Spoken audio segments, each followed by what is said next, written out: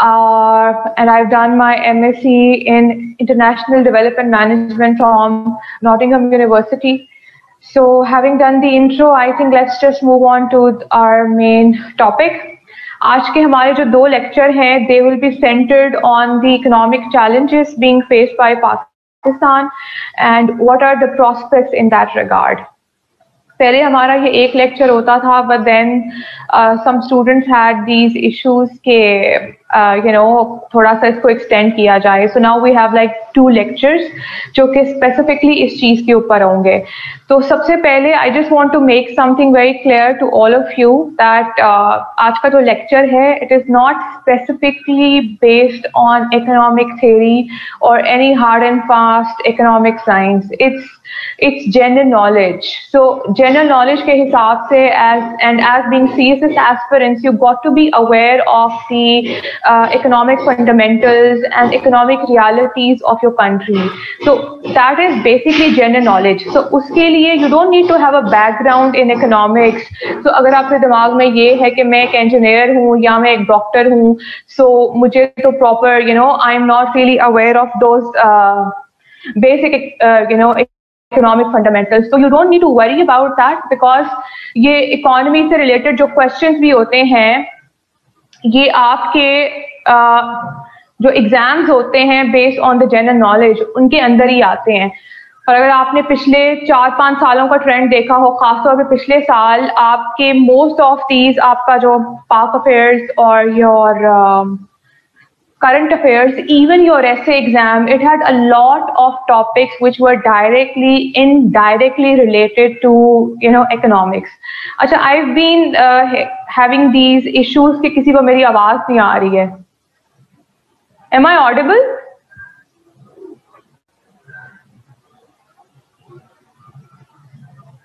Okay, that's good. अच्छा ठीक है. So basically पहले तो you guys don't have to freak out कि अच्छा economy से related चीजें हैं, हमारा कोई background नहीं है, मुझे नहीं समझ आएगी. सबसे पहले तो just relax and these are important things. Just try to understand them. क्योंकि economy से related अगर कोई question आता है तो वो it's more like a bonus question because बहुत ज्यादा लोग उसको अटेम्प्ट नहीं करते हैं फेयरिंग कि अच्छा हमारा कोई इकोनॉमिक्स का बैकग्राउंड नहीं है, बट वो बड़ा सिंपल एंड स्ट्रेट फॉरवर्ड सा क्वेश्चन होता है. If you have the basic understanding तो आप वो सवाल कर सकते हैं एंड ऑफ कोर्स उसमें आपका स्कोर का चांस हाई होता है because very few people attempt that question. So हाँ, मैं आप लोगों को बिल्कुल बेसिक से ही स्टार्ट कराऊंगी एंड इन बिटवीन, क्योंकि आज हमारे 2 लेक्चर इस पे हैं, in between if you don't understand anything just write it down so that मैं आप लोगों को साथ ही साथ वो चीज क्लियर करती जाऊं. और पहले अपने दिमागों में से बात निकाल दो कि you don't have a background तो चीजें समझ नहीं आएंगी. आई विल मेक थिंग्स मतलब it will be like spoon feeding कि मैं आप लोगों को बहुत आसान वे में समझा रही होंगी और मैं आप लोगों को सिर्फ उतना ही बताऊंगी जितना कि आप लोगों को एग्जाम में अंडरस्टैंडिंग की जरूरत है. Do not try to dig deeper क्योंकि आप लोगों ने इकोनॉमिक्स का एग्जाम नहीं देना.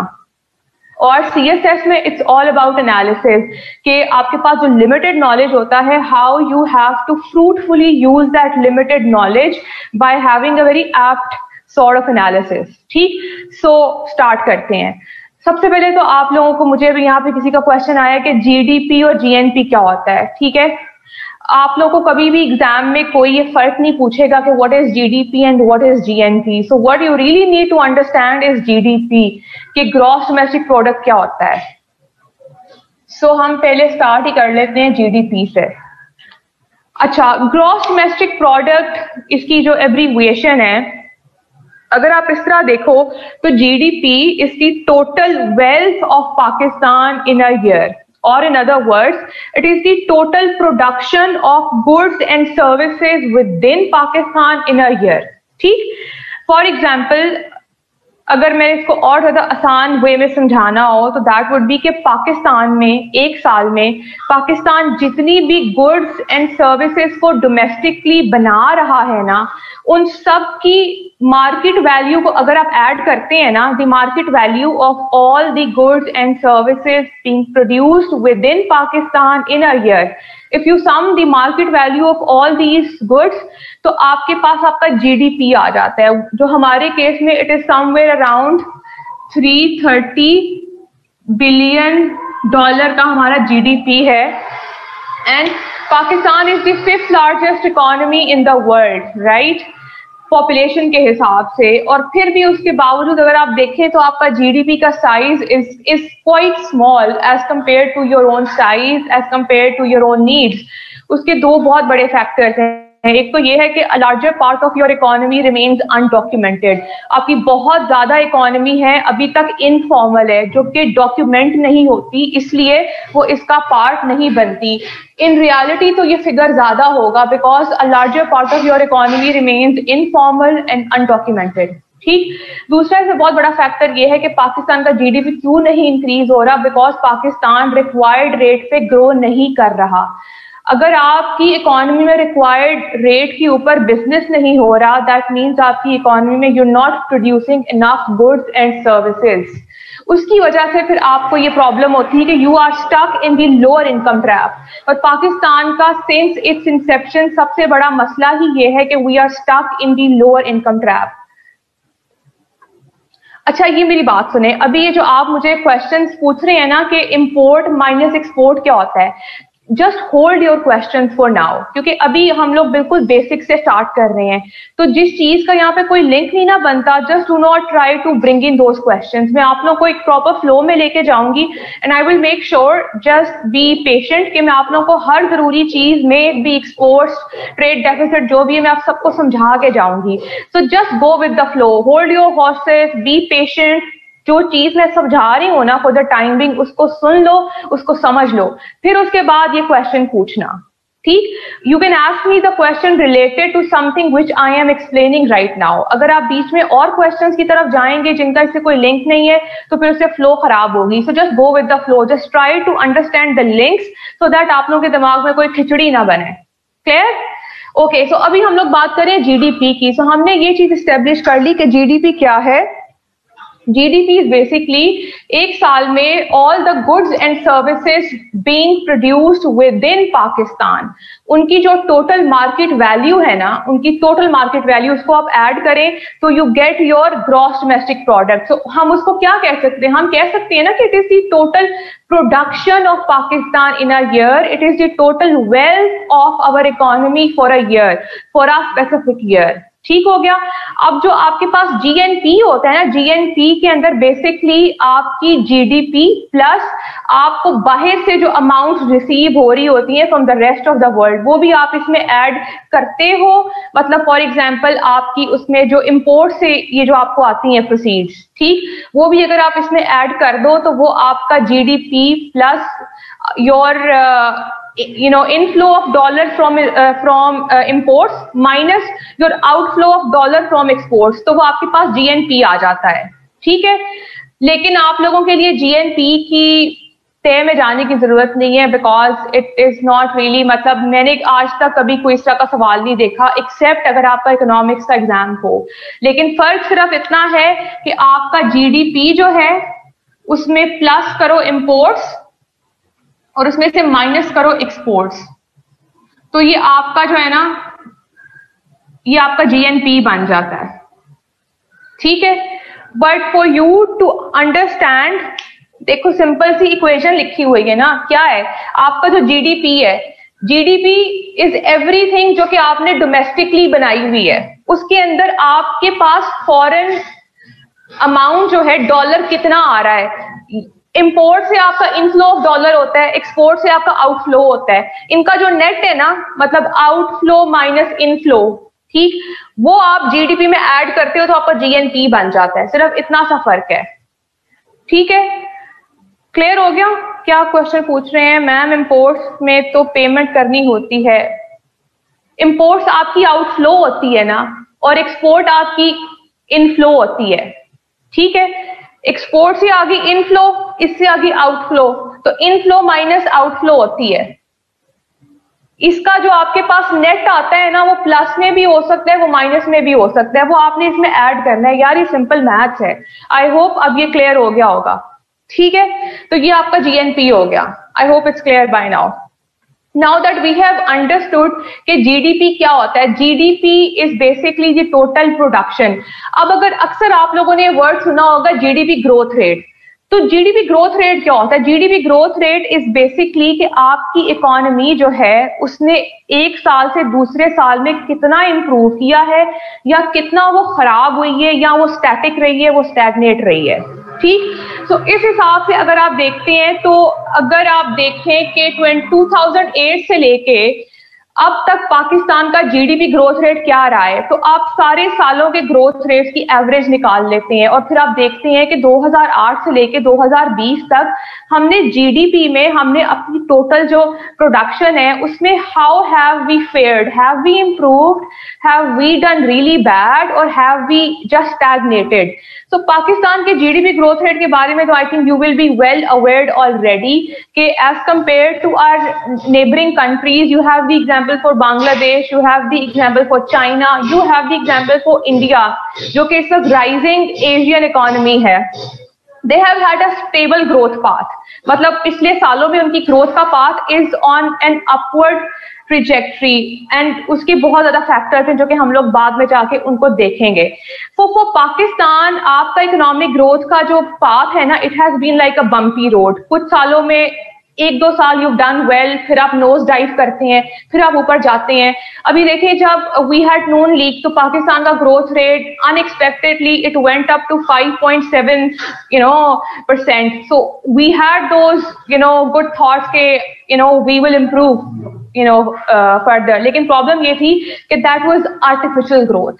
पाकिस्तान का मसला ये है, the reason we are stuck in the lower income trap, because आपकी ग्रोथ के जब भी कुछ इस तरह के अच्छे पाथ आए हैं, that has been artificial growth, जो कि आपकी फ्लक्चुएशंस लेके आती है। फिर जैसे ही वो रिजीम गई, यू हैड पॉलिटिकल इंस्टेबिलिटी, फिर आपके पास एक नया सिस्टम आता है। सो फिर हम नोज डाइव किए, we drop to 3, we further drop to 2.5, और फिर कोविड के बाद हम 2 से भी नीचे आ गए। ठीक, सो ये हमारी इकोनॉमिक ग्रोथ का ये सारा सिनेरियो है। सो अब आप लोगों को ग्रोथ का भी, growth rate, yes, growth rate किस चीज का होता है भाई? ग्रोथ रेट सिर्फ जो है, अगर आपसे खाली ग्रोथ रेट की भी बात हो रही है तो दैट वुड रिफ्लेक्ट कि it has something to do with your GDP growth rate. ठीक, ये जीडीपी है, एक साल में कितनी गुड्स एंड सर्विसेज बनाई। अगर आपने देखना है कि पिछले एक साल में या पिछले कुछ सालों में आपने कितना इंप्रूव किया है, आप स्टैटिक हैं या आपने डिटीरियोरेट किया है, तो आप ग्रोथ का पाथ चेक करते हैं, आप ग्रोथ रेट चेक करते हैं। यार आर्टिफिशियल ग्रोथ में आप लोगों को आगे जाके समझा दूंगी कि क्या होती है। अगर आपको आसान अल्फाज में समझाना हो तो आर्टिफिशियल ग्रोथ वो होती है जिसकी कोई फाउंडेशंस नहीं होती। हमेशा ग्रोथ वो होती है जो कि आपकी सस्टेनेबल हो, जिसकी कोई फाउंडेशन हो, जिसका एक प्रॉपर सस्टेनेबल पाथ हो।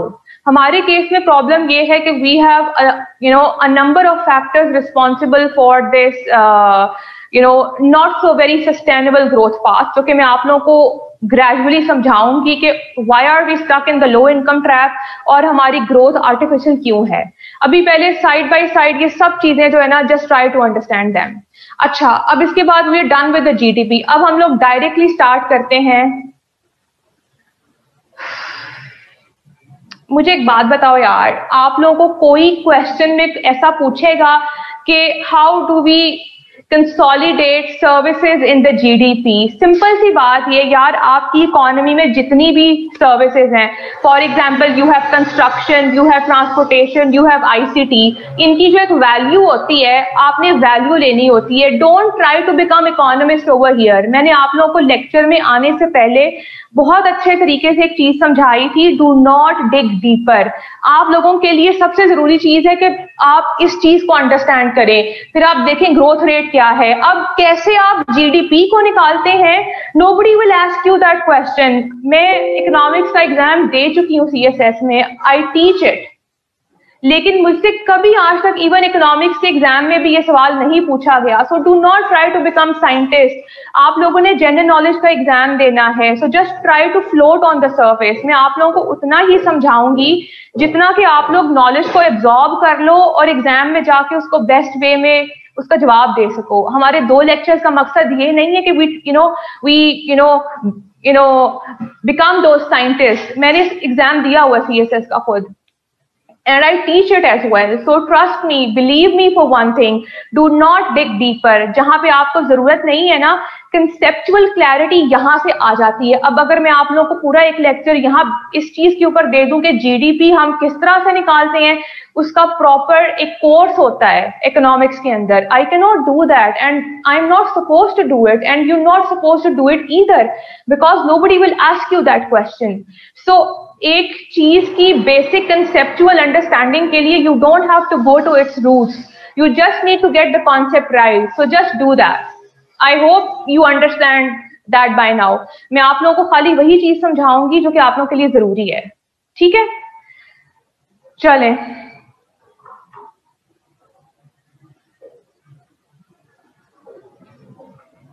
अभी we directly start off with the economic problems. अच्छा, आप लोगों में से अगर कोई लोग अखबार वगैरह पढ़ते हैं तो you would have encountered a term like twin deficits, ठीक है, जो कि पिछले कुछ 6-7 सालों से हमारा बहुत बड़ा मसला है। अव्वल तो it has been a problem since 1947, लेकिन अब पिछले 10-20 सालों में ये आपका बढ़ता जा रहा है डेफिसिट। सबसे पहले तो हम कहते हैं कि ट्विन का मतलब होता है दो, ठीक। अब ट्विन में आपके पास दो क्या डेफिसिट हैं? First you have your fiscal deficit and then you have your current account deficit. इसको तो हम अपने अगले लेक्चर में देखेंगे। पहला वाला जो लेक्चर है हम इसके ऊपर जाएंगे कि what is a fiscal deficit, ये क्यों होता है और इसकी रेपरकशंस क्या होती हैं, ठीक।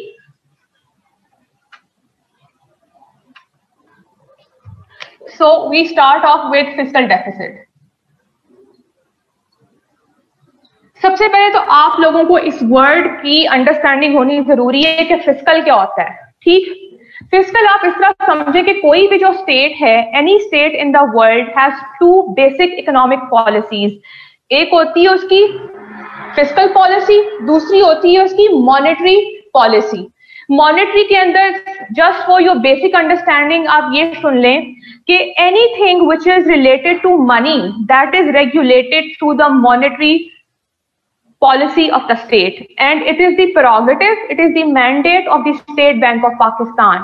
किसी भी मुल्क का जो सेंट्रल बैंक होता है ना, that is responsible for controlling the monetary aspects. Policy जो है वो आपकी स्टेट का नहीं, वो आपका जो सेंट्रल बैंक होता है, हमारे केस में जो कि स्टेट बैंक है, वो उसका मैंडेट है, ठीक।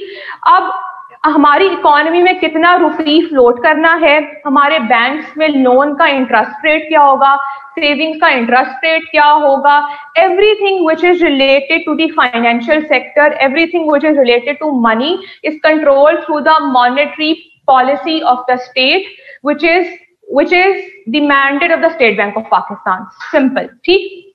अब हम आते हैं टू आवर मेन टॉपिक अभी, that is the fiscal policy. अब ये क्या होता है फिस्कल? अब कोई भी जो स्टेट है, every state has its own expenditures, right. अब जो स्टेट के एक्सपेंडिचर्स हैं, to incur those expenditures you need to have some income ना।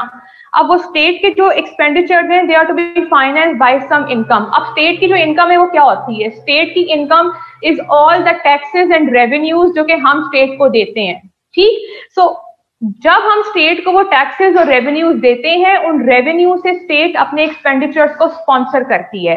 And these two operations of revenues and expenditures are called your fiscal operations. So basically fiscal की दो side हो गई, you have revenues, इन revenues को इकट्ठा करके state अपने एक्सपेंडिचर्स को फाइनेंस करती है, और इन दोनों की मैनेजमेंट को आप कहते हैं fiscal policy of any country. I hope it's clear by now, ठीक है। अच्छा, अब हमने देखना है कि ये जो डेफिसिट है ये कहां से आता है। ये तो इसको देख के आप लोगों को नेचुरली यू वुड अंडरस्टैंड कि when there is a gap between revenues and expenditures, when your revenues fall short to meet your expenditures, तो आपके पास आता है गैप, डेफिसिट, ठीक। अब हमने देखना है कि why do your revenues fall short to meet your expenditures, I mean why do you have this deficit in the first place.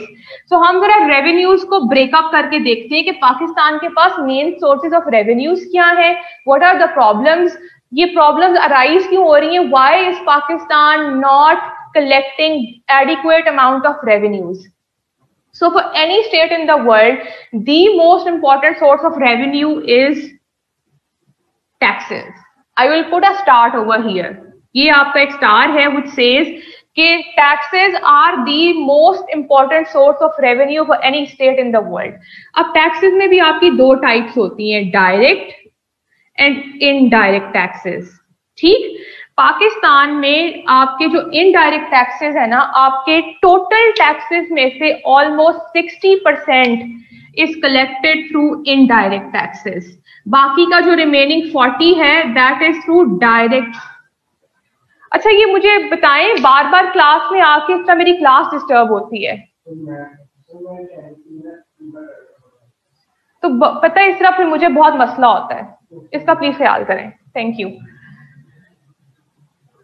Okay, सो हम बात कर रहे थे कि अच्छा अब हमने देखना है कि इस सिस्टम में प्रॉब्लम क्या है.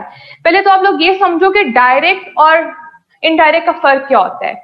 डायरेक्ट टैक्स हमेशा आप किसी इंडिविजुअल पे लगाते हो, उस इंडिविजुअल की इनकम पे. We call it a healthy tax, we call it a progressive tax, क्योंकि ये आपकी इनकम के लेवल के हिसाब से बढ़ता है. जिस बंदे का सोशो इकोनॉमिक स्टेटस, और इन अदर वर्ड्स जिस बंदे का इकोनॉमिक स्टेटस जितना अच्छा है वो उतना ज्यादा टैक्स पे करता है. सो वी से it's a progressive tax, it's a healthy tax, कि जो जितना टैक्स दे सकता है आप उससे उतना टैक्स एक्सट्रैक्ट करते हो. ठीक, direct tax is a tax on an individuals income. अब उसकी वो इनकम का सोर्स क्या है, दैट कुड बी लाइक, वो कुछ भी हो सकता है, वो प्रॉपर्टी हो सकता है, बिजनेस हो सकता है, that could be salary as well, but individual की इनकम पे लगता है. वेयर एज इनडायरेक्ट टैक्स, इसके नाम से आपको अंदाजा होगा ये किसी इंडिविजुअल पे नहीं लगा रहे होते आप. इनडायरेक्ट टैक्स हमेशा एक ट्रांजेक्शन पे लगता है. तो जब आप इनडायरेक्ट टैक्स को एक ट्रांजैक्शन पे लगा रहे होते हैं, so you don't really no while imposing the tax कि कोई बंदा जो ये टैक्स देगा उसकी सोशो इकोनॉमिक एबिलिटी इतनी है कि वो इस चीज के ऊपर tax they. For example, you have this bottle of mineral water. ठीक, अब उस मिनरल वाटर की बॉटल को जब आप यूज करते हो, कंज्यूम करते हो, तो उसके ऊपर आप एक जीएसटी देते हो. ठीक, अब वही अगर बॉटल अगर एक गरीब आदमी पी रहा है या एक अमीर आदमी पी रहा है, दोनों ने पीनी है, इट्स अ बेसिक नीड, पानी है. ठीक है, साफ पानी है. But that bottle of mineral water would not know कि जो बंदा उसको यूज कर रहा है, is he a poor person और is he a rich person.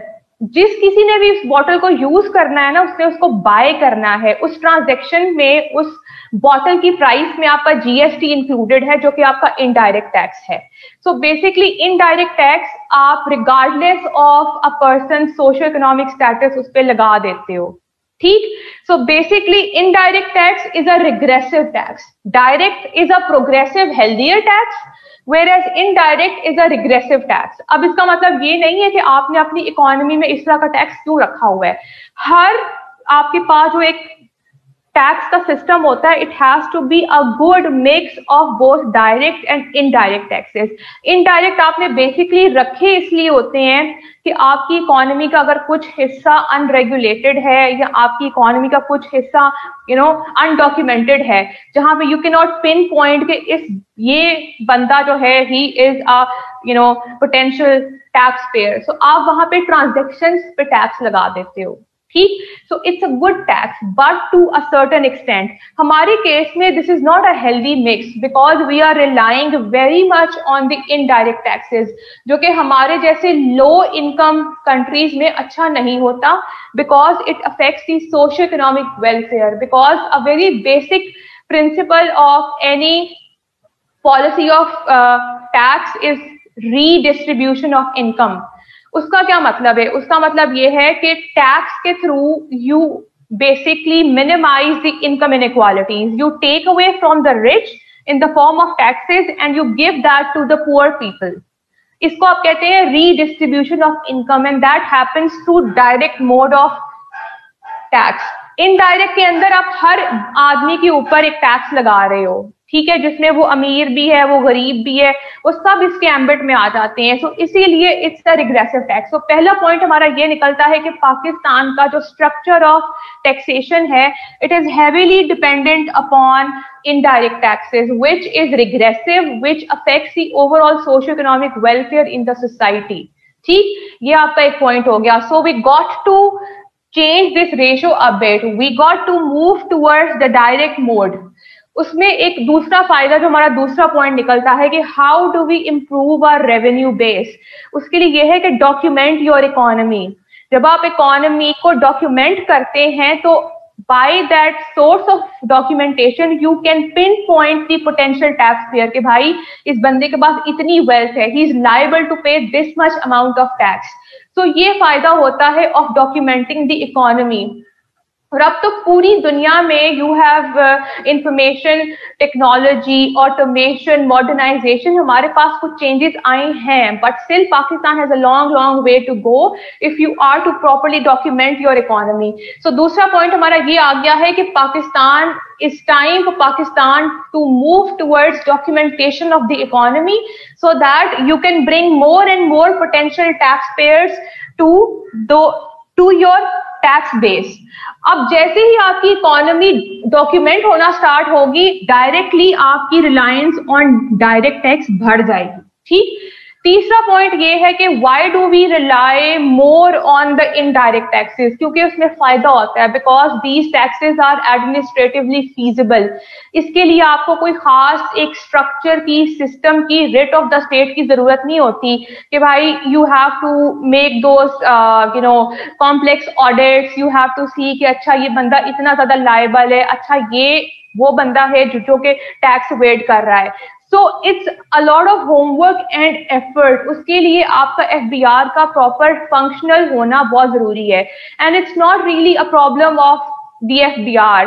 जो लोग ऊपर बैठे आपकी बना रहे होते हैं ना कि अच्छा FBR ने इस पॉलिसी को फॉलो करना है, I think it's the problem with those people कि वो पॉलिसी सही बनाएंगे तो फिर आगे से जो ऑफिसर हैं इसको प्रॉपरली इम्प्लीमेंट करेंगे। So yes, ये तीसरा फ्लॉ हो गया कि we rely more on the indirect taxes because आपकी डिपार्टमेंटल कैपेसिटी बहुत लो है to conduct complex audits and to pin point potential tax payers. So इन तीनों के लिए सबसे जरूरी चीज क्या है? You document the economy. When you document you can pin point कि अच्छा इतने पोटेंशियल टैक्स पेयर्स बैठे हैं। ठीक, उसके बाद अगला पॉइंट आपका क्या बनता है? पाकिस्तान में सबसे बड़ा मसला ये है कि we have a very bad, you can't say bad, but your tax culture has been quite rotten up over the years. अब आप देखो आपके पास for example if we make a comparison, तो ईयर 2008 में पाकिस्तान का टैक्स टू जीडीपी रेशियो जो था दैट वाज 8% ऑफ जीडीपी। ठीक है, अब टैक्स टू जीडीपी रेशियो सुन के आप लोगों ने थोड़ा सा फ्रीक आउट नहीं करना कि क्या चीज है। सिंपल सी बात है कि आपका जो जीडीपी है उसके हिसाब से आप कितना टैक्स इकट्ठा जो है करते हो। ठीक, सो बेसिकली इट शोज कि आपका tax in comparison to your GDP इतना है।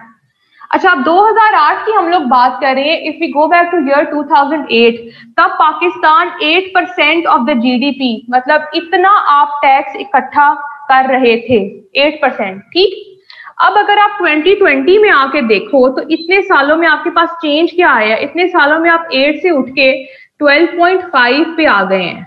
ठीक, which is like you see a change, but it's not a remarkable change, it's not the adequate, it's not the required change.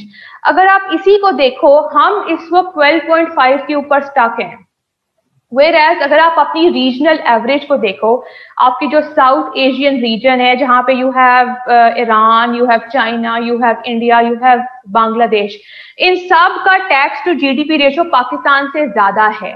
आपकी अपनी regional average से आप बहुत लो हैं। हमारे बाद ये आता है, अफगानिस्तान आता है ये लो पे, हम लोग इस वक्त उस पे हैं सेकंड पे।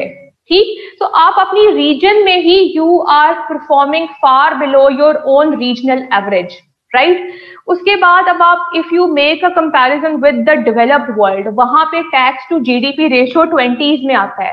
Then if you make a comparison with the Scandinavian nations, जो कि आपकी वेलफेयर ओरिएंटेड नेशंस हैं, वहां पे तो सिचुएशन इससे भी कहीं ज्यादा बेहतर है. उनका टैक्स टू जीडीपी रेशियो, कुछ इस तरह के मुल्क हैं जिनका 45 भी है, कुछ का 30 है, 35 भी है. सो अगर आप स्कैंडिनेवियन नेशंस के हिसाब से देखो, if you compare yourself with the developed world and if you compare yourself with your own regional average tax to GDP ratio, Pakistan is performing far below its requirement and far below its potential. Why? Because of problems with the capacity of the department, because of the fact that a larger part of your economy still remains undocumented, and then third, regional average का मतलब ये होता है कि आपकी reason में जितने भी मुल्क हैं यार, उन सब के टैक्स टू जीडीपी रेशियो की एवरेज निकाल दो तो आपके पास एक रीजनल एवरेज आ जाएगी.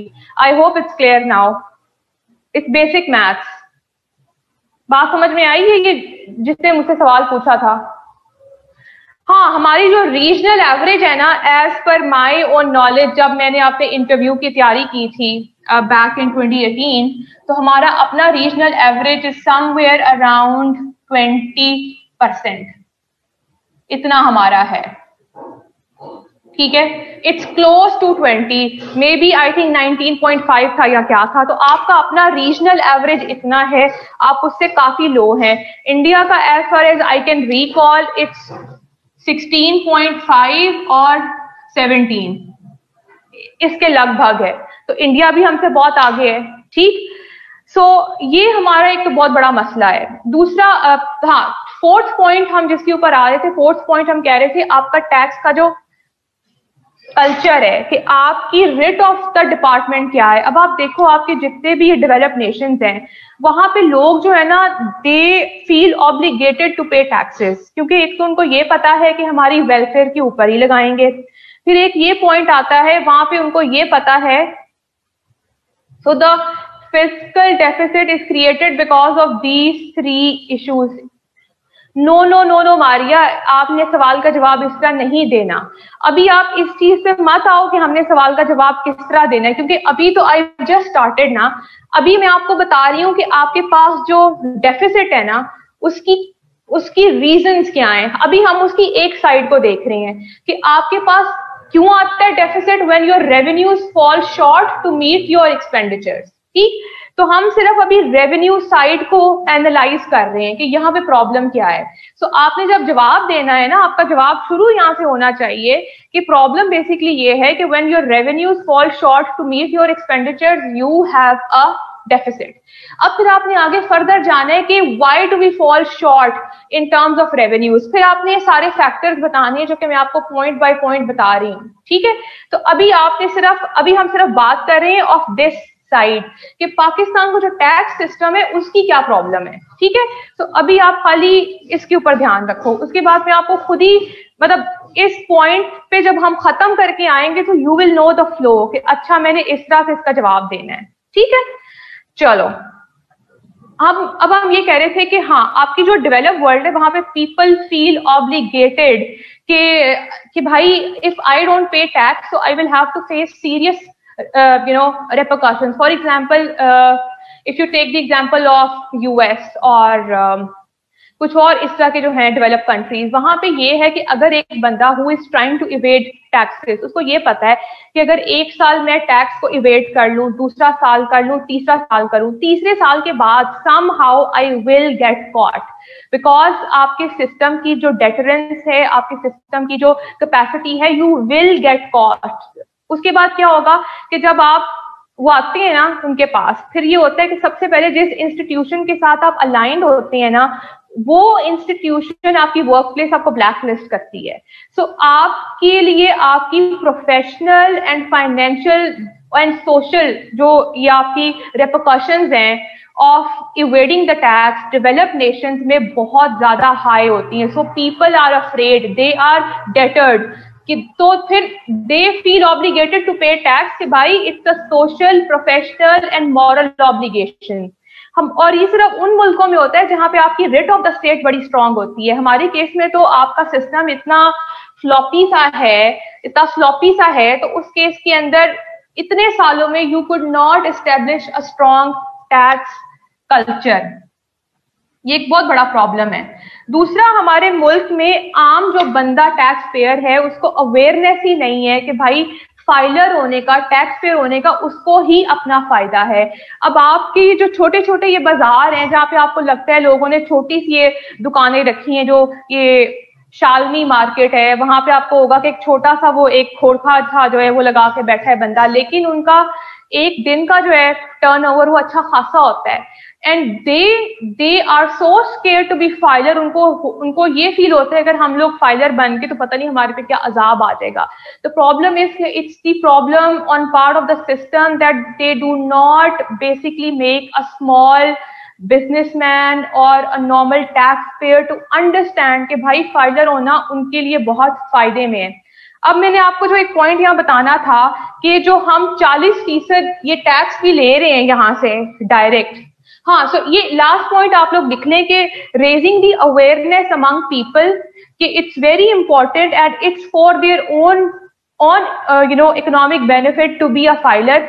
It's the responsibility of the state, it's the responsibility of FBR to raise that level of awareness among people कि टैक्स देना कितना जरूरी है। मतलब you have to be supportive towards the taxpayer, ना कि मतलब इस तरह नहीं कि आप उनका खींच कर ला रहे हैं जेबों से। You have to make them understand and then you have to spend it on their welfare as well।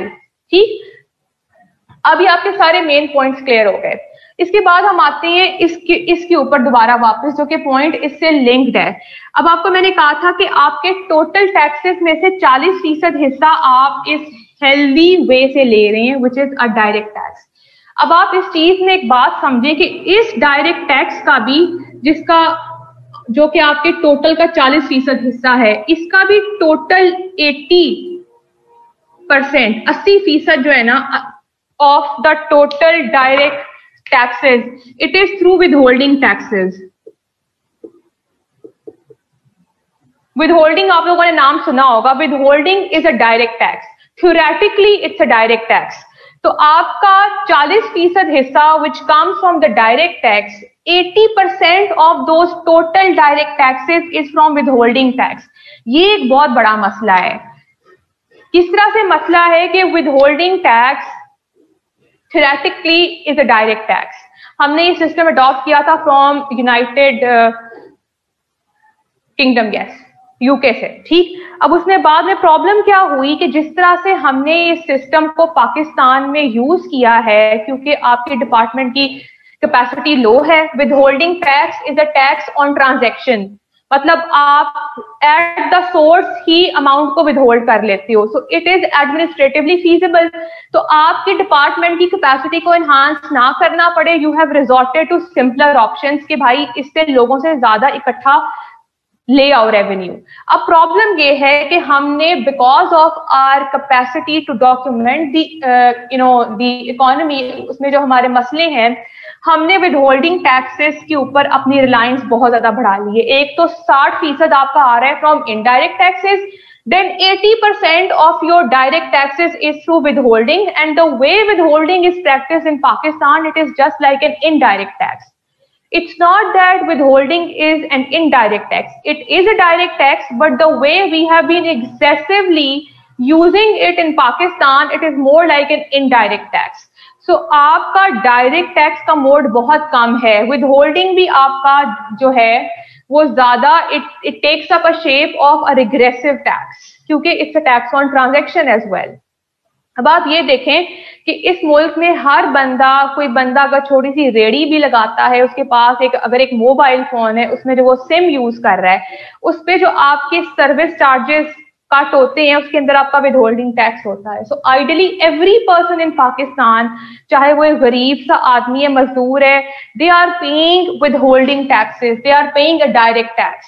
सो इस तरह से अगर आप देखें, so there are so many things. अगर आप पहले मतलब इस साल वो चेंज हो गया है, पहले ये था कि बैंक से अगर आप कोई अमाउंट विदड्रॉ करते थे, बेशक वो आपकी अपने पैसे हैं, उसके ऊपर भी आपकी विद होल्डिंग होती थी, ठीक। सो मेरा पॉइंट आपको समझाने का ये है, इसमें और ज्यादा डिटेल में जाने की जरूरत नहीं है, बिकॉज ये सारा it's a whole new domain of taxation आप लोगों के लिए, पॉइंट वाइज अंडरस्टैंडिंग के लिए, because you have to write points ना। तो ये पॉइंट आपके लिए जरूरी है कि आपका 40% हिस्सा भी जो है डायरेक्ट का, उसका 80% हिस्सा आप विद होल्डिंग से ले रहे हैं, which is a direct tax, but the way it is being excessively relied upon in Pakistan, it is like an indirect tax. So आपका regressive जो है वो स्ट्रक्चर है टैक्सेशन का, overall structure of tax in Pakistan is very regressive, which affects the socio economic welfare of people, and because आपकी larger part of your economy remains undocumented, तो आप 12.5 के ऊपर अटके हुए हैं, आपने इससे ज्यादा इंप्रूव नहीं किया, you are performing far below your own requirement. I mean just imagine you are the 5th largest nation in the world, आपका जीडीपी का साइज भी बहुत छोटा है, आपका रेवेन्यू जितना आपको मतलब जितनी आपकी रिक्वायरमेंट है उसके हिसाब से बहुत थोड़ा है। सो इसीलिए फिर they repeatedly fall short to meet your expenditures. इसमें एक और लास्ट पॉइंट जो कि आप लोगों के लिए जरूरी है कि if we are to increase our revenue base, तो पाकिस्तान एक तो डॉक्यूमेंट करे, rate of the department strong करे, अवेयरनेस को रेज करे, ठीक। उसके अलावा सबसे जरूरी चीज ये है कि Pakistan should explore alternate options of taxation. उसमें क्या सबसे जरूरी है, अगर आप देखें चाइना और इंडिया में, जो कि हमारे बिल्कुल नेबरिंग नेशंस हैं, आपके पास फिजिकल प्रॉपर्टी जो है ना, लैंड है, लैंड एंड फिजिकल प्रॉपर्टी,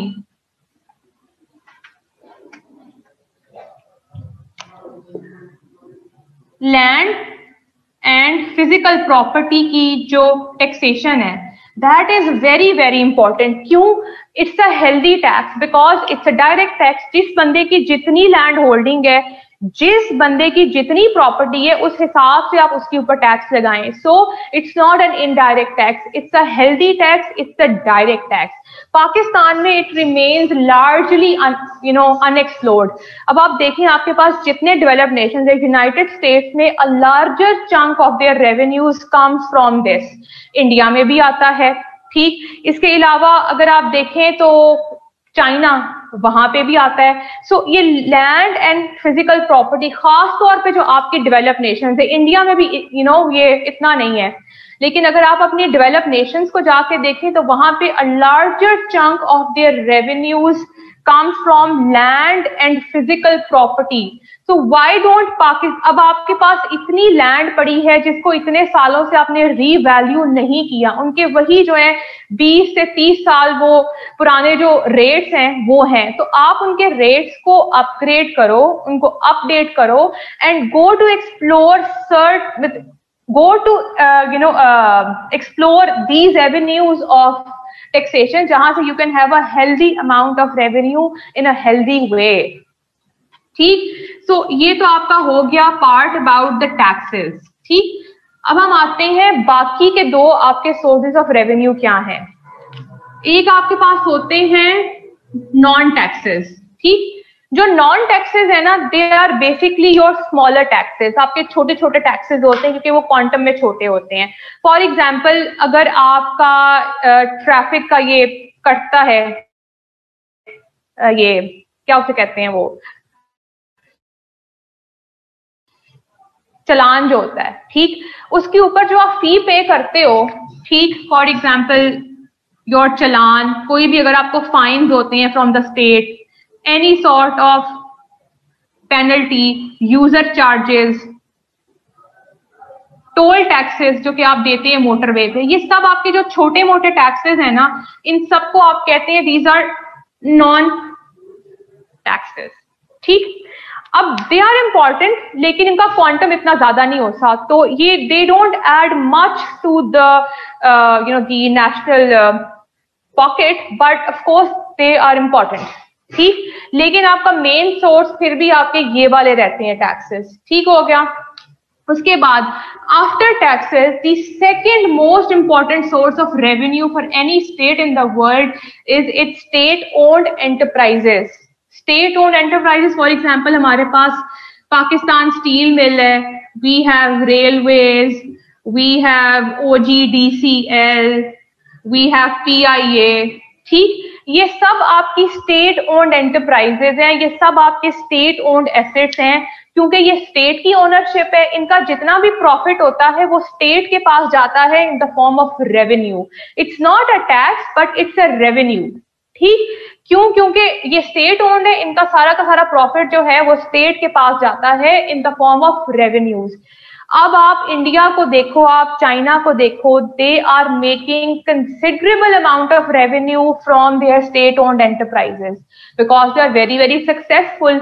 आपकी जितनी डेवलप्ड नेशंस हैं, आप ये जाके देख लो, ये जो जर्मनी है, आपका ये जो EU ब्लॉक है सारा, वहां पे भी आपकी स्टेट ओन्ड एंटरप्राइजेस की बहुत गेम है, उनसे बहुत हेल्दी अमाउंट ऑफ रेवेन्यू जाता है। हमारे केस में आप देख लो, पाकिस्तान स्टील मिल देख लो, रेलवे देख लो, PIA देख लो, except OGDLC and PSO, most of the state owned assets in Pakistan are like those big white elephants. They have been bleeding for years. Instead of being a source of revenue, आप हर साल उल्टा उनको bail out कर रहे होते हो। Steel mill आपके पास है, रेलवे तो अब जाके कुछ स्लाइटली इंप्रूव हुआ है, PIA की हालत आप जानते हैं, ये किसी जमाने में आपके बड़े इंपॉर्टेंट सोर्स ऑफ रेवेन्यू होते थे, but because of mismanagement and because of your wrong policies, आपके ये big white elephants they been bleeding for years. So Pakistan में जो एक बड़ी पोटेंशियल आपके पास एवेन्यू है ऑफ रेजिंग रेवेन्यूज, आप वहां पे उल्टा you have been incurring losses, और वहां से रेवेन्यू निकालने की बजाय उल्टा आप उनको पैसे लगा के बेल आउट करते हैं। ठीक, सो ये आपकी बेसिक प्रॉब्लम्स हैं कि you are performing far below your requirements and far below your potentials. सबसे इंपॉर्टेंट सोर्स इज टैक्सेस, उसके प्रॉब्लम्स हमने सारे देख लिए। फिर second most important is state owned enterprises, उसकी जो सिचुएशन है वो आप जानते हैं। ठीक, उसके बाद आपके पास तीसरा आता है which are your non taxes. ठीक, अच्छा इसमें एक चीज मैं आप लोगों को बता दूं कि आपकी ये जो टैरिफ्स वगैरह होती है ना इंपोर्ट पे, टैरिफ्स वो भी यहां पर आते हैं टैक्सेस में। IRS जो है वो विद इन द कंट्री आपके टोटल जो तकरीबन 80% टैक्सेस हैं मुल्क के, वो हम कलेक्ट करते हैं IRS। बाकी के जो तकरीबन 16 से 20% हैं, they are collected by customs, वो ये कलेक्ट करते हैं tariff on imports which is also a tax. हमारे केस में क्योंकि आप एक इम्पोर्ट ओरिएंटेड इकोनॉमी है, ठीक है, आपने इम्पोर्ट ज्यादा करना होता है, तो आप इम्पोर्ट के ऊपर टैरिफ लो रखते हैं because you have to import more. So हमारे केस में it is not that much of healthy way of raising revenues basically. ठीक, सो ये आपका रेवेन्यू साइड का सारा प्रॉब्लम हो गया। ठीक है, is the tariff a separate category or comes under that? No. Tariff is a tax. Tariff एक टैक्स है, लेकिन उसको आप डायरेक्ट इनडायरेक्ट में नहीं डाल सकते। क्यों? क्योंकि ये आपका tax at the port stage होता है, इट इज बाय कस्टम्स, वो इसको कलेक्ट करती है। It is like a tax but it's a specific tax जो कि आप अपनी इंपोर्ट पे लगाते हो। ठीक है, सो ये डायरेक्ट और इनडायरेक्ट का इसके ऊपर जो है वो डिबेट नहीं होता। डायरेक्ट और इनडायरेक्ट आपके डोमेस्टिक जो होते हैं ना टैक्सेस, जो विद इन पाकिस्तान है, जो कि IRS इकट्ठा करता है, जो कि आपका सेल्स टैक्स है, इनकम टैक्स है, एक्साइज ड्यूटी है, वो सब इसके अंदर आते हैं। Tariff is a specific tax on your imports, तो उसको आपने इसके साथ मिक्स नहीं करना, बट वो आता इसी के अंदर है टैक्सेस में, but it's a specific tax. I hope it's clear. No export, भाई देखो मेरी बात सुनो, इट्स लॉजिकल थिंग। एक्सपोर्ट जो है ना, एक्सपोर्ट आपने मुल्क से बाहर भेजनी होती है।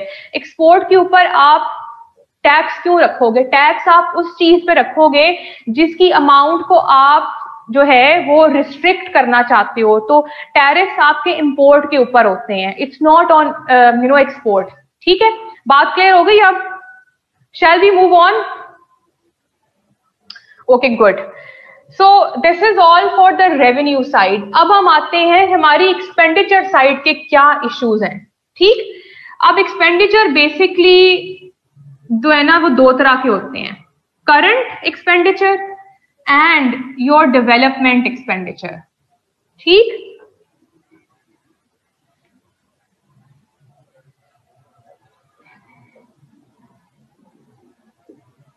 Development expenditure. ठीक, अब पहले हम इसको देखते हैं कि ये कौन सा एक्सपेंडिचर होता है। इसके नाम से आपको अंदाजा हो गया होगा कि स्टेट के भी कुछ day to day administrative operational expenditures होते हैं।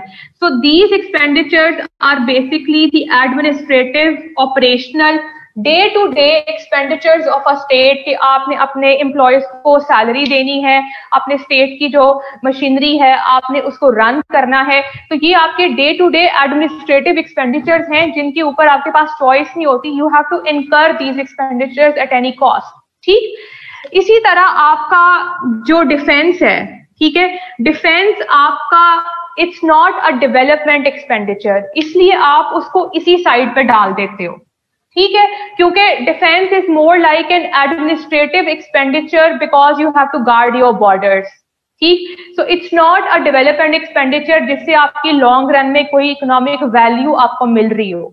So it's basically your administrative expenditure. ठीक है, तो ये आपके दो मेन एक्सपेंडिचर हैं क्योंकि जिनके ऊपर आपकी चॉइस नहीं है। I mean defence is something because of the security dilemma जो कि हमने अपने इर्द गिर्द बनाया हुआ है कि भाई we are very very insecure you know because of India and all that, so we got to spend on defence. हाँ, इसमें कोई शक नहीं है कि you are in need of spending on defence, और आपकी स्टेट के कुछ एडमिनिस्ट्रेटिव एक्सपेंडिचर होते हैं जो कि हमारे केस में हमने बहुत ज्यादा जो है वो लेविश भी रखे हुए हैं। ठीक है, सो ये आपके वो एक्सपेंडिचर है जो कि आपके एडमिनिस्ट्रेटिव ऑपरेशनल एक्सपेंडिचर है which you got to incur. ठीक, अब हम आते हैं development expenditure. This is the most expenditure for any state in the world. खासतौर पे हमारे केस में तो it's very very important because if Pakistan is to ensure sustainable economic growth ना, कि लॉन्ग रन में आपकी इकोनॉमिक वैल्यू एक आपको मिले, so that is only through development expenditure. ये वो एक्सपेंडिचर है जिससे आपकी लॉन्ग रन में इकोनॉमिक वैल्यू जो है वो जनरेट होती है। फॉर एग्जाम्पल, अगर आपकी स्टेट ने कोई डैम बनाया है, स्टेट ने रोड बनाई हैं, स्टेट ने कोई फ्लाईओवर बनाए हैं, स्टेट ने कोई हॉस्पिटल बनाया है, स्टेट ने कोई स्कूल बनाया है, स्टेट ने कोई इस तरह की इंडस्ट्री लगाई है, तो ये सब आपके लॉन्ग रन में इकोनॉमिक वैल्यू जो है वो जनरेट करते हैं। इससे आपकी सोशो इकोनॉमिक वेलफेयर इंप्रूव होती है।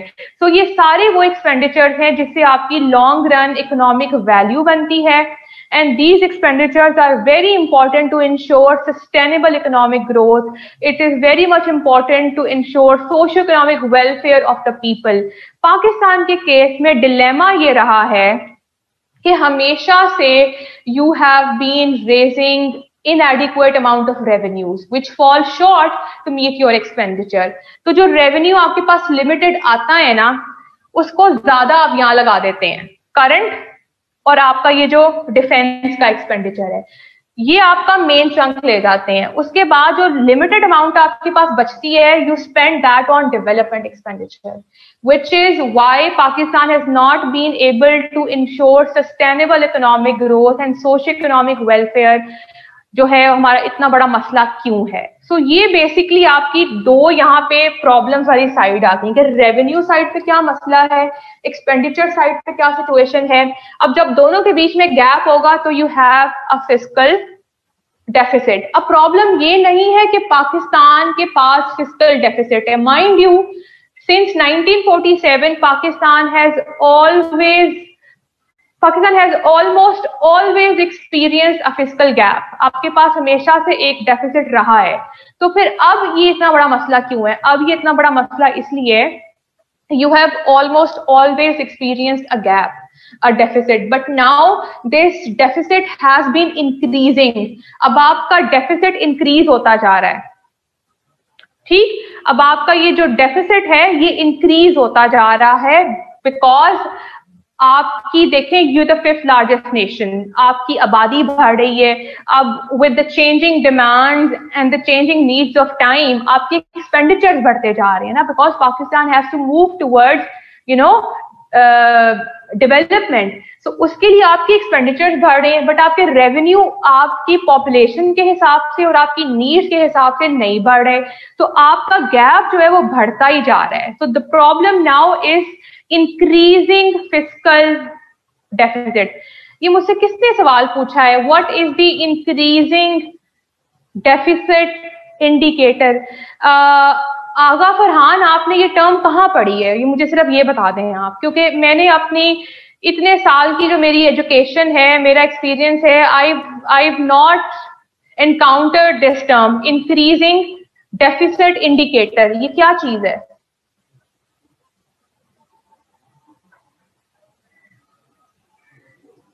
If it's not a term तो फिर ये कहां से आई? ये आसमान से टूट के गिरी है?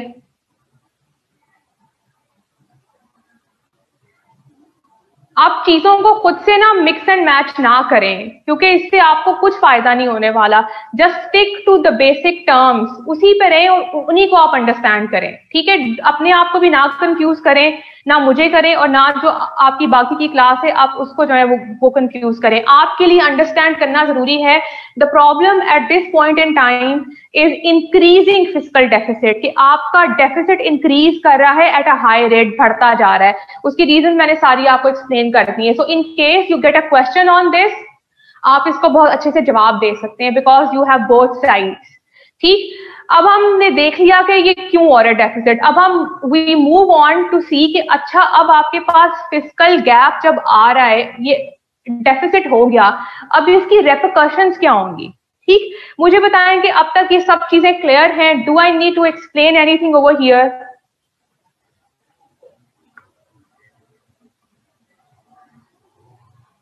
Is it clear? मुझे और भी बच्चे यहाँ पे जवाब दें सो दैट आई नो कि सबको क्लियर है। चलें, that's good, we move forward now. अब हम आगे जाके देखते हैं कि फिस्कल डेफिसिट जब आपने एक्सपीरियंस कर लिया तो इससे आपकी जो रेपरकशंस हैं वो क्या हैं।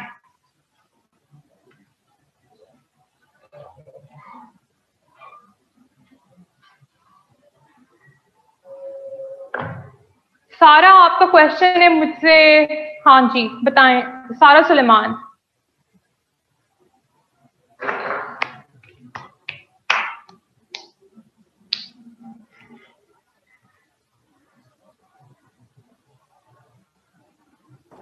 अस्सलाम वालेकुम मैम। हेलो हेलो, सारा, क्या क्वेश्चन है? Can I be heard? Hello Sara, you have to speak up.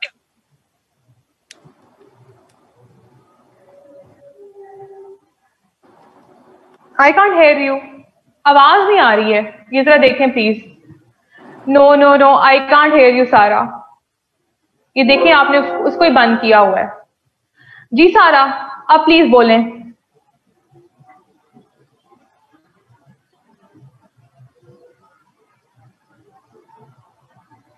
Are you speaking सारा?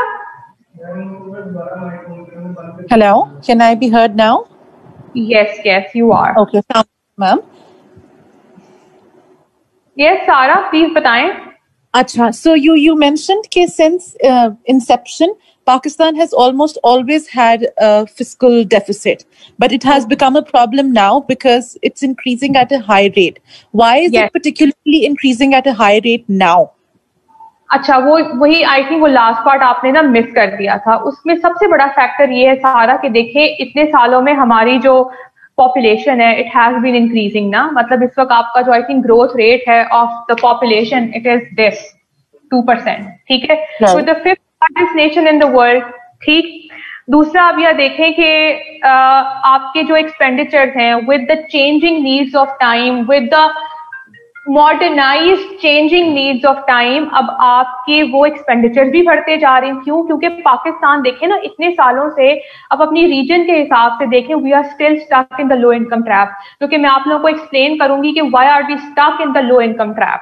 तो हम उस लो इनकम ट्रैप में भी हैं, हमारी जो आबादी भी बढ़ती जा रही है, हमारी नीड्स भी बढ़ती जा रही हैं, because we have to invest in human development, we have to move towards sustainable economic development. उसके लिए आपको डेवलपमेंट पे स्पेंड करने की जरूरत है। फिर एक और दूसरा बहुत बड़ा मसला है जो कि मैंने आप लोगों को बाद में जाके बताना था, लेकिन सिंस आपने क्वेश्चन पूछ लिया तो मैं भी साथ में बता देती हूँ कि ये हमारी थी ना रेवेन्यू साइड। सारा जी आई एम लिसनिंग। समझ आ रहा? जी आ रहा। टोटल रेवेन्यूज हम लोग इस वक्त इकट्ठा कर रहे हैं ना, पहले तो आप देखें उन टोटल रेवेन्यूज का आधा हिस्सा जो है ना 50% ऑफ योर टोटल रेवेन्यूज, जो कि आप लिमिटेड अपनी रिक्वायरमेंट के हिसाब से थोड़ा इकट्ठा करते हैं, उसका भी आधा हिस्सा जो है ना आप उसको डेट की रिपेमेंट में निकाल देते हैं। इस वक्त 50% of your revenue goes to debt servicing, which is debt को रीपे करना। जो 50 बचता है ना उसको आप लाते हैं अपने एक्सपेंडिचर पे। जो 50 आप अपने आपका जो ये है एडमिनिस्ट्रेटिव एक्सपेंडिचर है, फिर जो ये डिफेंस है वो पहले वहां लग जाता है, because they are those expenditures which have to be incurred. बाकी जो आपके पास बचता है ना फॉर योर डेवलपमेंट एक्सपेंडिचर, तो बहुत मीगर अमाउंट आपके पास बच जाती है, जिसकी वजह से आपके मुल्क में लॉन्ग रन इकोनॉमिक डेवलपमेंट नहीं होती। अगर वो डेवलपमेंट नहीं हो रही है तो आप एक रिक्वायर्ड रेट पे ग्रो भी नहीं करेंगे।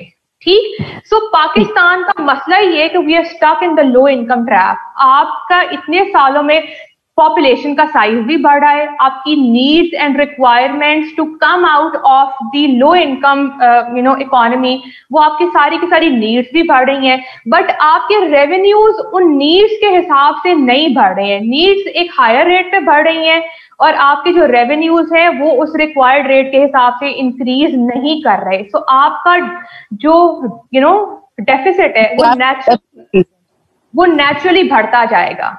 ठीक है, make sense. I hope it's clear now. ठीक है? Yes, it is. ठीक है। चलो, that's wonderful. Thank you. अब हम चलते हैं कि just give me a minute long break, में पानी पी लूं। Okay. अभी now we have established कि आपके पास fiscal deficit आ गया, ठीक है? इसका मतलब ये है कि your revenues have fallen short to meet your expenditures. अब how to finance the deficit, कि वो पैसे जो आपके पास थोड़े पड़ रहे हैं वो आप कहां से लेकर आएंगे? वो पैसे आप लेकर आएंगे डेफिसिट फाइनेंसिंग से। सो अब आपने इसी फ्लो में चीजों को फॉलो करना है। When you experience this fiscal deficit, then you move on towards deficit financing. अब ये कौन सा डेफिसिट है? ये वाला डेफिसिट है, ठीक है? अब हमने देखना है कि जो गैप आपके पास आ रहा है, ये जो आपके पास डेफिसिट है, आपने इसको फाइनेंस कहां से करना है, ठीक है? इसकी फाइनेंसिंग के आपके पास दो ब्रॉडर वेज होती हैं। Either you go for domestic borrowing और you go for external borrowing. ठीक, ये आपके दो तरीके होते हैं जिनसे you can finance your fiscal deficit, और दोनों के अपने अपने नुकसानात हैं। सबसे पहले हम लोग देखते हैं कि what is the problem which arises from domestic borrowing.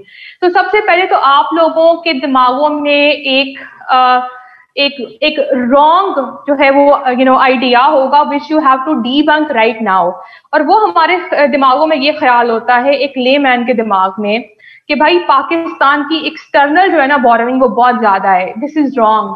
पिछले कुछ 10 सालों में और खासतौर पर पिछले 5 सालों में and at this point in time Pakistan की domestic borrowing is 2 times that of its external borrowing. यार यहाँ पे सिर्फ 2 मार्कर हैं, ये 2 ही खराब हैं, अब मैं क्या करूं, मुझे बताओ। मेरी बात सुनिएगा, यहाँ पे कोई मार्कर अच्छा नहीं है, एक बहुत लाइट लिख रहा है और एक वैसे ही बहुत खराब है, और मुझे ब्लैक चाहिए। आप प्लीज मुझे ब्लैक ला दें। उतनी देर अगर मैं ब्लू से लिख लूं तो ठीक होगा। अच्छा, अब मैंने आपको ये कहा है कि अपने दिमागों में if you have this impression कि पाकिस्तान की एक्सटर्नल बोरोइंग बहुत हैवी है, तो दैट इज रॉन्ग। पाकिस्तान की डोमेस्टिक बोरोइंग, जो कि डोमेस्टिकली वो लोन इकट्ठा करता है, that is 2 times that of its external borrowing. So ये चीज अपने दिमागों में क्लियर कर लो सब। तो अव्वल हमारा सबसे बड़ा मसला इस वक्त जो है that is your domestic borrowing. ये भी उतना ही बड़ा मसला है, लेकिन ज्यादा बड़ा मसला ये है, इसके ऊपर हम लोग बात करते हैं कि ये क्या है। अब डोमेस्टिक बोरोइंग का सबसे बड़ा सोर्स एक मुल्क के पास क्या होता है, हमारे पास क्या है? हमारे पास डोमेस्टिक बोरोइंग का सबसे मेन सोर्स है कि we go to our commercial banks और हम उनसे जाके बोरो कर लें। ठीक है, thank you. You just go to your commercial banks, आप उनसे जाके लोन ले लो। अब इससे प्रॉब्लम क्या होती है? इससे प्रॉब्लम ये होती है कि पाकिस्तान एक ऐसा मुल्क है जहां पे इसका फाइनेंशियल स्ट्रक्चर जो है ना, it is not well developed. हमारा a larger part of your financial structure is still very informal, कि यहाँ पे किसी आम बंदे को बिजनेस के लिए लोन नहीं मिलता। That is the worst that can happen to an economy, because पूरी दुनिया में आपकी जो बिजनेस है ना, that depends on your credit line। Credit line का मतलब क्या है कि आपकी इकोनॉमी में कितना लोन इजीली अवेलेबल है फॉर एन इन्वेस्टर। अगर किसी इन्वेस्टर की इजी एक्सेस होगी फॉर लोन, तो ही वो लोन लेगा और वो मार्केट में एंटर करेगा और इकोनॉमी में जाके इन्वेस्ट करेगा और इकोनॉमी में आपके पास बिजनेस होगा। ठीक, अब हमारा तो मसला ये कि यहाँ पे किसी आम आदमी को लोन ही नहीं मिलता जब तक फोन ना जाए बैंक में कि भाई इस बंदे को लोन दे दो। ठीक, तो ये उस वक्त होता है जब आपकी इकोनॉमी में आपका फाइनेंशियल स्ट्रक्चर इतना फॉर्मलाइज ना हो। ठीक, अब ऐसी सिचुएशन हमारी ऑलरेडी है। इस सिचुएशन में अगर आपकी स्टेट जो है, अगर जो आपकी गवर्नमेंट है, उसने एग्जेसिवली आके आपके बैंक से बोरो कर लिया, क्योंकि हर बैंक की एक सर्टेन सैंक्शनड लिमिट होती है जो कि स्टेट बैंक ने उसको अलाउ की होती है कि आपने इतनी हद तक लोन देना है, उससे ज्यादा आप लोन नहीं दे सकते। ठीक, अब being bound that bye sanctioned limit, जब आपकी स्टेट ने आके एग्जेसिवली आपके कमर्शियल बैंक से बोरो कर लिया, तो आपके आम आदमी के लिए लोन और ज्यादा लिमिटेड हो जाते हैं, जो कि ऑलरेडी वो लोन नहीं देते। Now that capacity of the commercial banks falls further to give loans to the general population। अब इससे क्या मसला होगा? जब आपकी इकोनॉमी में आपके पास लोन्स बहुत ड्रॉप कर जाएं, तो आम आदमी की access to loans will fall further. उससे क्या होगा कि आपकी इकोनॉमी में डोमेस्टिक इन्वेस्टर मार्केट में एंटर ही नहीं करेगा, क्योंकि भाई जब तक आपके पास लोन नहीं है, how will you start a business? ठीक है, तो जब इकोनॉमी में बिजनेस नहीं होगा, नहीं, पहले जब इकोनॉमी में लोन्स नहीं होंगे तो इकोनॉमी में इन्वेस्टमेंट नहीं होगी। ठीक, और जब इकोनॉमी में इन्वेस्टमेंट नहीं हो रही, इसका मतलब यह है कि इकोनॉमी के अंदर बिजनेस नहीं हो रहा। इकोनॉमी के अंदर अगर बिजनेस नहीं हो रहा तो naturally you are not producing goods and services in the economy. मतलब कि इकोनॉमी में बिजनेस नहीं है तो इकोनॉमी में प्रोडक्शन नहीं हो रही। अब इकोनॉमी में अगर प्रोडक्शन नहीं हो रही, तो इफ यू रिमेंबर हमने स्टार्ट किया था कि जीडीपी क्या होता है। GDP is the gross domestic product, it is the total production of Pakistan in a year.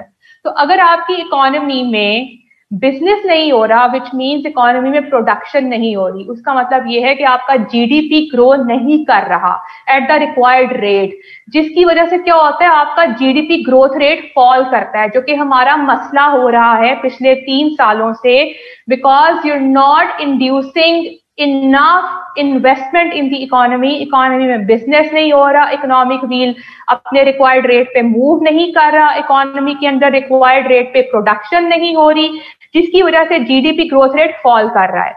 अच्छा, अब इसके 2 मसले होते हैं। जब आपकी इकोनॉमी में production at the required rate नहीं हो रही होती ना, तो उसके 2 बहुत बड़े मसले हैं, which are the 2 basic macro economic problems. Macro का मतलब है कि एट अ ग्रेटर लेवल जो होती हैं problems. 2 basic macro economic problems इससे क्या आती हैं? एक तो आपका जीडीपी ग्रोथ रेट फॉल करता है।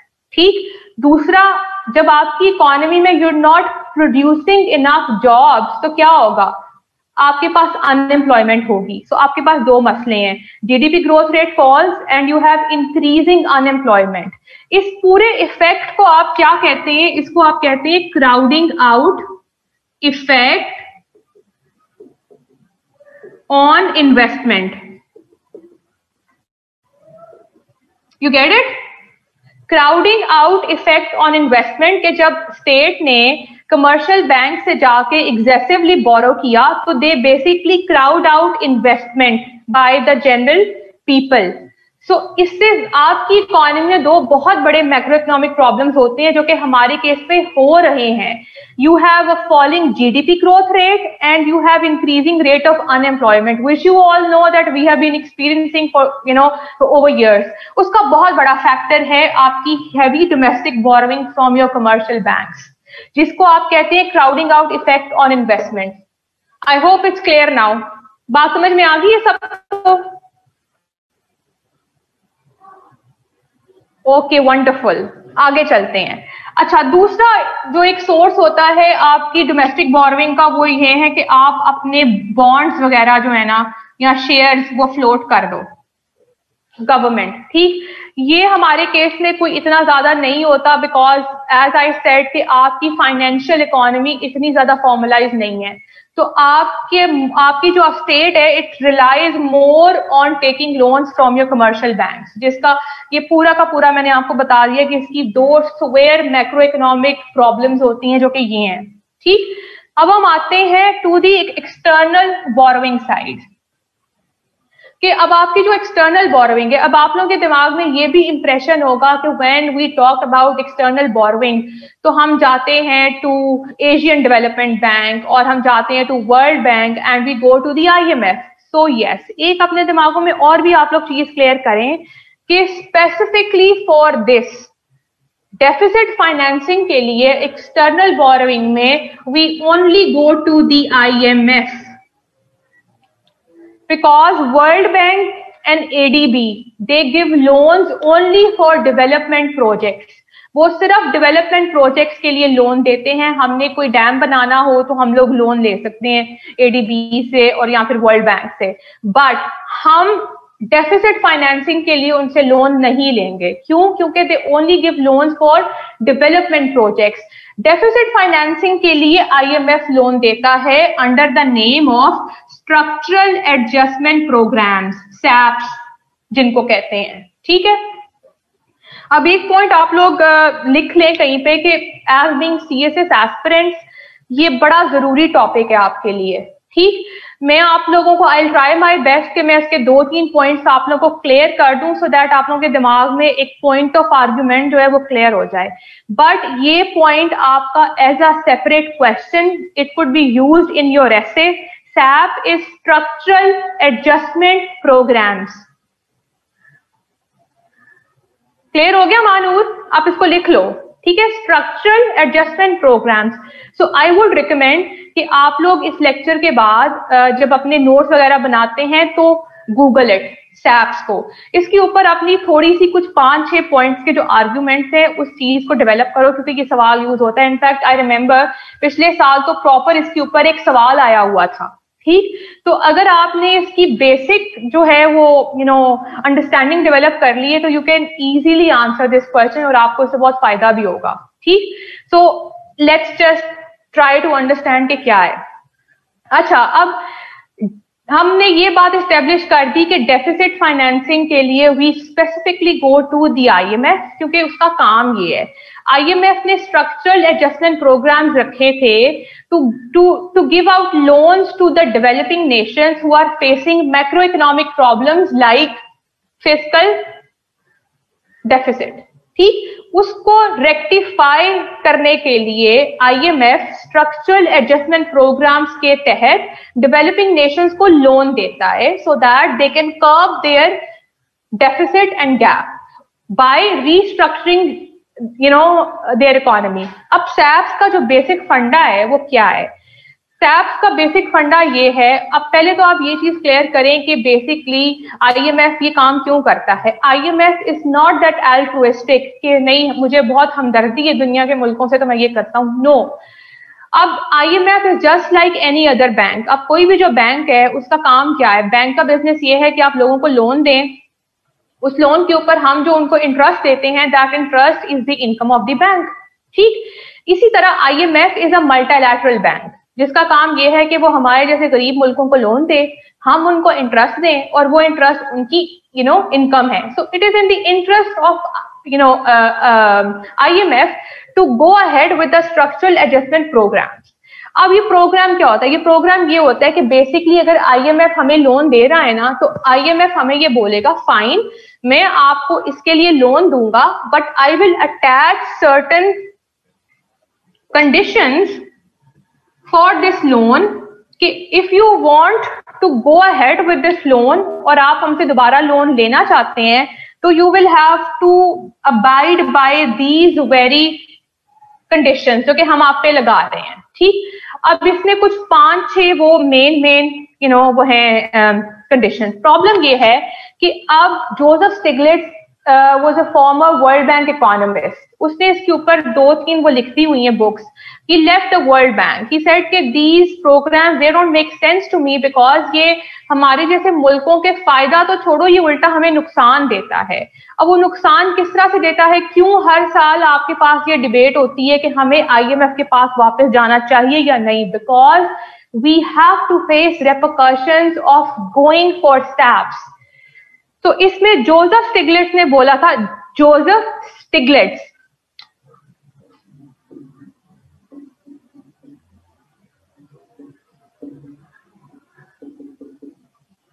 He was a former World Bank economist. उसने ये बोला था कि भाई ये जो आप ये लगाते हैं ना conditions, it's a one shoe fits all treatment. मतलब कि आप चाहते हैं हर बंदे को एक ही साइज का जूता जो है ना वो आप फिक्स कर दें, but that's not possible because हर इंसान के पैर का जूता मुख्तलिफ पैर का साइज जो है वो मुख्तलिफ होता है। So it's like a one shoe fits all treatment. Why would you impose a similar set of restrictions on all the developing nations? Because every developing nation will have its own economic realities. If some policy has worked well for Bangladesh, it does not mean that it will equally work well for us, because Bangladesh की और हमारी economic realities are very very different. ठीक? So इसीलिए these programs उल्टा इनका नुकसान होता है। India only went for SAP once.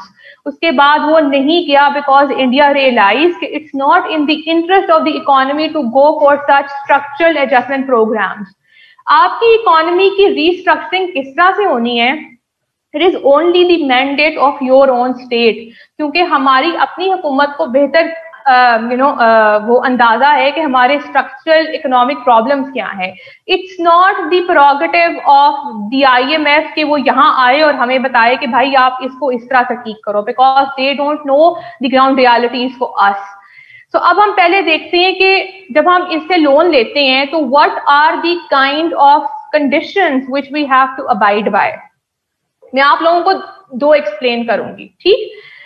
उसमें सबसे पहला मसला वो हमें ये कहते हैं कि if you have to take the loan go for fiscal austerity, ठीक। अब आप लोगों ने नोट किया होगा जब इमरान खान नया आया था तो यू हैड दिस स्लोगन कि भाई we have to go for austerity. Austerity क्या है? ऑस्टेरिटी इज कि आप अपने एक्सपेंडिचर को लिमिट करो, ठीक। अब what do you mean by going for fiscal austerity? इसका मतलब ये है, IMF आपको ये कहता है कि हमारे जैसे मुल्क जहां पे we have a gap between revenues and expenditures, आप क्या करें जब आपके पास रेवेन्यू थोड़े हैं ना, तो आप जैसे गरीब मुल्क ये करें कि आप अपने एक्सपेंडिचर्स को रैशनलाइज कर दें। उसका मतलब ये है कि आप अपने एक्सपेंडिचर्स के ऊपर कट लगा दें। अब उसमें प्रॉब्लम क्या होती है? मैंने आपको बताया था कि आपके पास एक्सपेंडिचर 2 टाइप्स के हैं, current and the development expenditure. अब प्रॉब्लम ये है कि करंट एक्सपेंडिचर वो एक्सपेंडिचर है जिसके ऊपर आप कट नहीं लगा सकते, because these are administrative day to day expenditure. Defence आपकी इकोनॉमी में एक ऐसा एक्सपेंडिचर है जिसको नोबडी कैन कट, ठीक। ये एक रियलिटी है।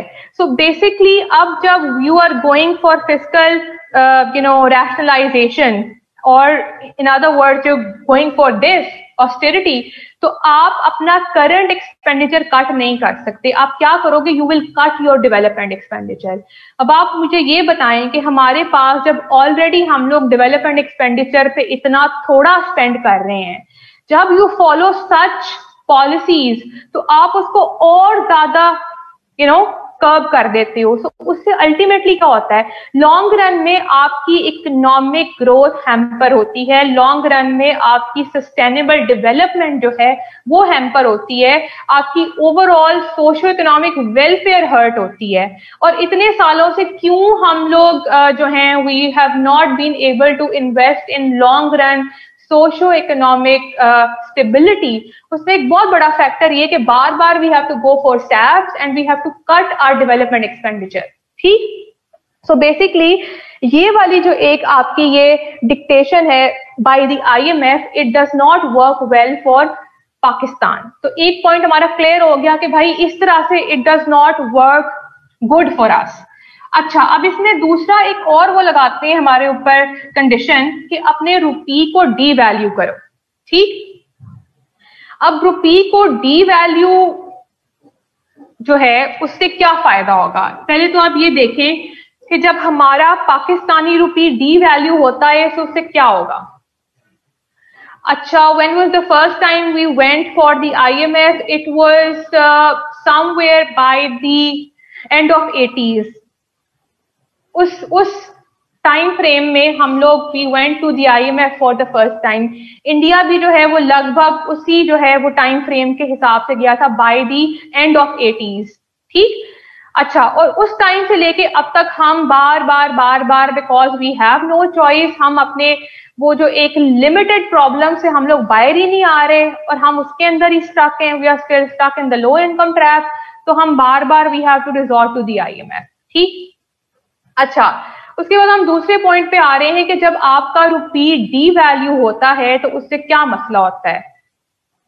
Yes, Manoor is right. तो हम पहले तो उसको लेके जाते हैं स्टेप बाय स्टेप। जब आपका रुपी डी वैल्यू होता है तो उससे आपको फायदा क्या होता है। फायदा बेसिकली आपको सिर्फ शॉर्ट रन में होता है। शॉर्ट रन में आपको छोटा सा इंजेक्शन मिल जाता है डॉलर्स का, लॉन्ग रन में आपको ये बैकफायर करता है। ठीक, अब रुपी का डी वैल्यू होना हमारे केस में बहुत नुकसानदेह है, whereas in case of China अपने रुपी चाइना अपनी उसकी वो जो है करेंसी है उसको वो जानबूझ के डी वैल्यू रखता है। क्यों? क्योंकि उसका इसमें फायदा है।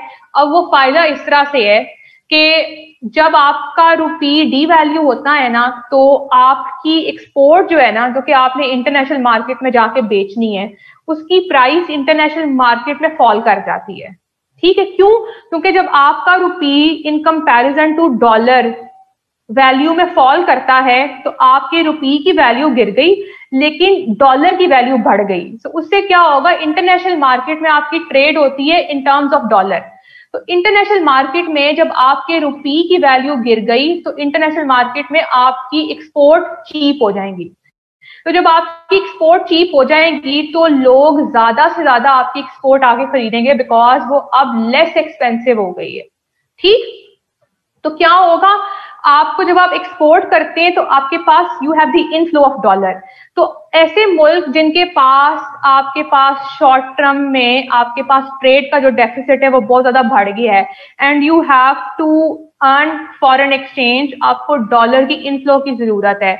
तो फिर जो है ये IMF आपको आके बोलते हैं आप ये करें, आप अपने रुपी को डी वैल्यू करें, आपकी एक्सपोर्ट इंटरनेशनल मार्केट में ज्यादा सेल हो जाएगी और आपके पास एकदम से इनफ्लो ऑफ डॉलर आएगी। फाइन, इससे आपको शॉर्ट रन में 1-2 महीने में आपको रिलीफ मिलता है कि you have some inflow of dollar, लेकिन उसके बाद ये बैकफायर करती है। अब वो बैकफायर क्यों करती है? क्योंकि जहां पे आपके रुपी की वैल्यू गिरने से एक्सपोर्ट चीप होती है ना, आपकी इंपोर्ट उतनी महंगी हो जाती है। और अब पाकिस्तान का मसला ये है कि Pakistan is an import oriented economy. इतने सालों से since 1947 Pakistan has been chronically suffering from a very low export base. Pakistan की अब भी जो एक्सपोर्ट है it is centred around your primary products. आप ये गंदुम बेच रहे हैं, ये दालें बेच रहे हैं, फ्रूट्स बेचते हैं, ये वेजिटेबल्स बेचते हैं, मीट बेचते हैं। तो आपकी तो एक्सपोर्ट बेस ही इतनी नैरो है। आप you are primarily an import oriented country. हम हर चीज तो जो है हम इम्पोर्ट कर रहे होते हैं। तो हमारे केस में रुपी की डी वैल्यूएशन 1-2 महीने के बाद बैकफायर कर जाती है बिकॉज इन इफेक्ट हम इंपोर्ट उतना ही कर रहे होते हैं। सो आपकी इंपोर्ट महंगी हो जाती है, फिर वो आपको बैकफायर करती है। ये तो आपका हो गया एक्सटर्नल फ्रंट पे नुकसान। इंटरनली आपको इसका नुकसान ये होता है कि जब आपकी रुपये की वैल्यू फॉल करेगी तो डोमेस्टिकली चीजें महंगी हो जाएंगी। एज महानूर सेड कि आपके पास इन्फ्लेशन हो जाएगी। क्यों? क्योंकि आपके रुपये की वैल्यू गिर गई है ना डोमेस्टिकली। तो अब जो पहले सेब आपको मिलता था एक 20 रुपए में, अब वो आपको मिलेगा 40 रुपए में, क्योंकि आपके पास इन्फ्लेशन हो गई है। तो उससे आम आदमी जो है उसको ये तकलीफ होती है, because our purchasing power falls. So आपके पास दो नुकसान होते हैं, डोमेस्टिकली यू हैव इन्फ्लेशन और आपका अल्टीमेटली आउटफ्लो ऑफ डॉलर बढ़ जाता है बिकॉज आपकी इंपोर्ट महंगी हो जाती है। ठीक, यस, प्राइस इंक्रीज होने का मतलब यह है कि आपके पास इन्फ्लेशन हो रही है। ठीक, अच्छा, अब उसके बाद ये देखें कि अब चाइना को इस चीज से इतना प्रॉब्लम नहीं होता। वाई? बिकॉज चाइना के पास बहुत ह्यूज एक्सपोर्ट बेस है। चाइना कि इतनी heavy, China is the second largest economy in the world, उसकी एक्सपोर्ट बेस बहुत ज्यादा है। सो उसके तो फायदे में होता है कि लो प्राइस से वो इंटरनेशनल मार्केट में जाके अपनी जो एक्सपोर्ट्स है उनको वो थ्रो अवे करे, डंप करे, because it has a lot to export. So if it works well for China, if it works well for Japan, it does not mean that it will work equally well for us, because our economic realities are different, because our export base is very narrow, हमें वो backfire करती है। So this is a classic example of argumentation कि why the policies imposed by the IMF do not work well in the interest of our economy. So ये दो points मैंने आप लोगों को explain कर दी हैं। इसके अलावा they have I guess 3 or 4 more of these conditions, ठीक, जो कि आप उनके पॉइंट्स आपको इंटरनेट पे बहुत आराम से मिल जाएंगे। They are easy to understand, कोई उसमें हार्ड एंड फास्ट साइंस नहीं है। जो दो इसके अंदर मेन थे वो मैंने आपको समझा दिए हैं, but you guys got to have your own homework done on this, because as being a CSS aspirant myself at some point I would highly recommend कि बड़ा जरूरी है इसको आप अपने इसके ऊपर नोट्स वगैरह भी बनाएं। ठीक है, तो ये आपको वैसे भी ओवरऑल बहुत हेल्प करेगा जाके। ठीक है, तो दिस वाज ऑल अबाउट कि why if we go for structural adjustment programs, उससे आप लोन लेके when you go for this तो आपके पास क्या क्या नुकसान होते हैं। You are bound to follow such conditions जो कि आपकी इकोनॉमिक सिचुएशन को स्टेबलाइज होने की बजाय उल्टा उसको और खराब करती हैं। ठीक, अच्छा, इसके बाद मैं आप लोगों को वैसे ही ब्रेक देने वाली हूँ for 15 minutes. Let me just see कि टाइम हो गया। Yep, it's time for you to take a break. अभी आप लोगों के पास ब्रेक है for like 15 minutes। उसके बाद हम लोग जो है वो रिज्यूम करेंगे। ठीक है, अब आप लोगों को ब्रेक मिल रही है, but be back after exactly 15 minutes. उसके बाद मैं आप लोगों को इसका एक छोटा सा जो है ना वो दोबारा दे दूंगी कि आप लोगों को याद आ जाए कि हम क्या कुछ जो है ना पढ़े थे। ठीक है, चलो टेक अ ब्रेक।